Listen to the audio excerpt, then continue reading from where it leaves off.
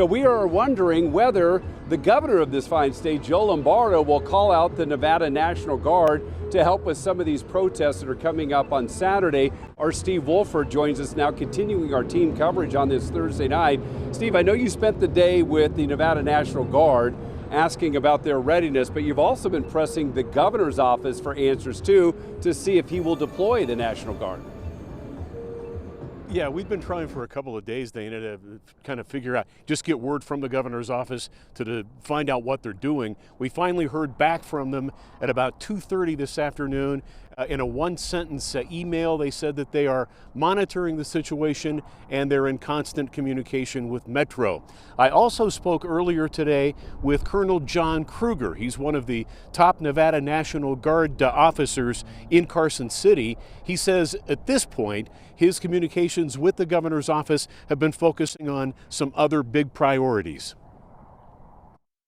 So yeah, I was in the governor's office earlier in the week, and it was nothing to do with civil disturbance or what's going on in the nation. It was about preparing for the 2025 wildland firefighting season. National Guard troops are, however, already working to support law enforcement in Los Angeles. So Colonel Krueger says it's on their radar. It's a situation that we're monitoring.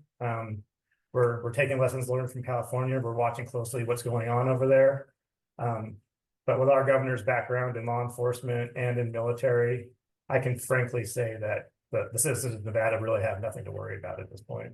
It's something Colonel Krueger says the Nevada Guard trains for. In fact, most locals are familiar with their presence in large gatherings like New Year's Eve on the Strip. Think crowd control and extensively trained in the rules of force. So different scenarios they may encounter and what they are legally authorized to do. But the use of the California Guard in L.A. under federalized control by President Trump instead of Governor Newsom has raised questions among some about the Posse Comitatus Act. It was enacted in 1878 to limit the use of military forces for state and local law enforcement and to keep the military from getting involved in civilian affairs. But former Clark County DA David Rogers says there are some exceptions. One is to enforce federal law. Two is to suppress rebellion against the federal authority. And three is to protect citizens from, having their civil rights violated.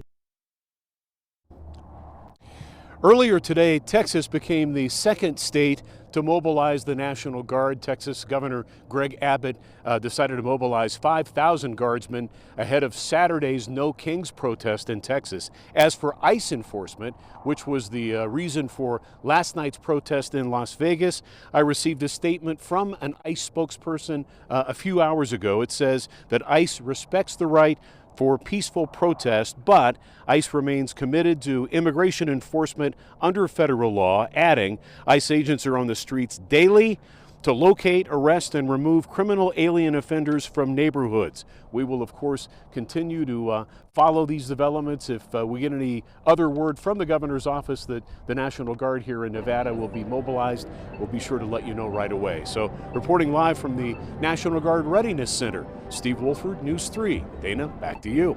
It's a very fluid situation too, Steve, and we know things can change by the day or even the hour in terms of these protests. Thank you very much. We appreciate it.